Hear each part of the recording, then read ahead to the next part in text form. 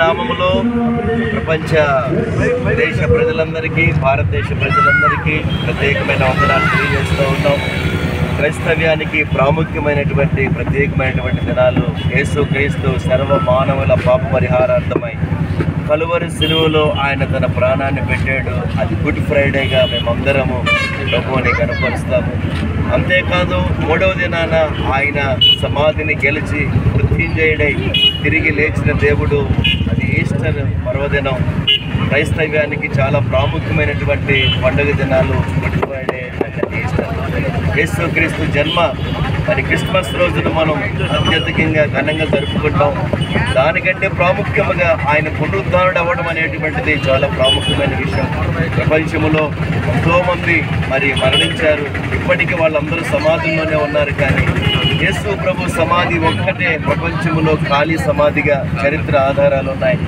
ఆయన మాత్రమే సమాధి గెలిచినటువంటి దేవుడు. ఆయన చెప్పాడు, నేను నశించిన వాడిని వెతికి రక్షించడానికి నేను ఈ లోకానికి వచ్చానని. మనుషులందరి పాపం కొరకై ఆయన కలువరిలో తన రక్తాన్ని చిందించాడు. ఆయన తిరిగి లేచాడు. కాబట్టి పాపం పోవాలంటే యేసుక్రీస్తు రక్తము మాత్రమే మన ప్రతి పాపమును కడిగివేస్తుంది. కాబట్టి యేసుని క్రీస్తే నిజమైన దేవుడని ఈరోజు ఈ పునరుద్ధాన ర్యాలీని ఇబ్రహీంపట్నం మండల పాస్టర్స్ ఫెలోషిప్ ఆధ్వర్యంలో, సంఘాల ఆధ్వర్యంలో జరుగుతూ ఉంది. యేసే నిజమైన దేవుడు, ఆయన సర్వశక్తి కలిగిన దేవుడు. యేసుని నమ్మిన వారి జీవితాలు ఆశీర్వాదకరంగా ఉన్నాయి. ప్రపంచంలో అత్యధికులు క్రైస్తవులుగా ఉన్నారు.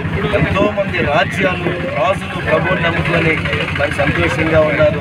ఆ యేసుక్రీస్తు మీరందరూ కూడా మీ జీవితాల్లో కూడా నెమ్మదినివ్వాలని, సంతోషం ఇవ్వాలని, ఆ పునరుద్ధానాన్ని గురించి మీరు కూడా తెలుసుకోవాలని మీ అందరికీ తెలియజేస్తూ ఫెలోషిప్ తరపున, సేవకులందరి తరపున మీకు శుభములు తెలియజేస్తూ ఉన్నాం.